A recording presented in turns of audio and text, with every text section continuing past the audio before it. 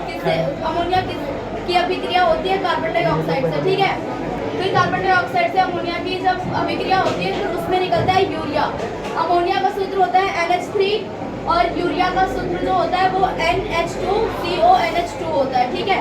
फिर यूरिया और अमोनिया जो होते हैं वो बहुत ही ज़्यादा हानिकारक पदार्थ होते हैं जो हमारे बॉडी के लिए बिल्कुल भी आवश्यक नहीं होते हैं, ठीक है। हमें ज़रूरत नहीं होती है उस चीज़ की, तो हमें यूरिया को किसी न किसी तरीके से तो बाहर निकालना ही है।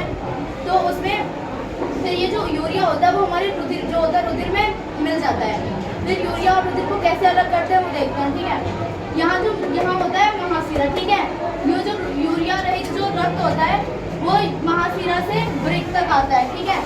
फिर वृक्क तक आने के बाद यहाँ पर जो लाखों की संख्या में नेफ्रॉन 8 से 12 लाख में संख्या में नेफ्रॉन पाए जाते हैं, ठीक है। फिर उसके बाद यहाँ पर ग्लोमेरुलस तथा इसे कहते हैं कोशिका गुच्छ, ठीक है, जो नेफ्रॉन के अंदर पाए जाते हैं कोशिका गुच्छ और ग्लोमेरुलस, जो किस चीज़ का कार्य करते हैं, रुधिर को और यूरिया को अलग करने का मतलब छानने का कार्य करते हैं, ठीक है।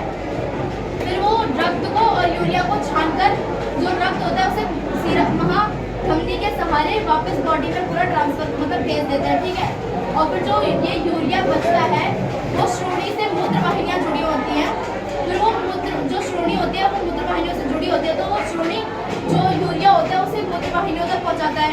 फिर मूत्र वाहिनियाँ मूत्राशय तक पहुँचाती है, मूत्राशय से मूत्र मार्ग से वो यूरिया जो होता है हमारी बॉडी से बाहर निकल जाता है।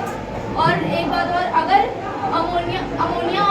अमोनिया जब यूरिया में कन्वर्ट होता है मतलब बदलता है, तो अगर हम यूरिया मतलब जब हमारी बॉडी में मतलब कि पेशाब बनता है, ठीक है, तो हम अगर उसे मतलब जैसे ही यूरिया में कन्वर्ट हुआ हम उसे नहीं निकालते हैं बाहर, तो फिर 2-3 घंटे बाद वो यूरिया वापस अमोनिया में कन्वर्ट हो जाता है। जो अमोनिया होता है वो ज़्यादा ही हानिकारक होता है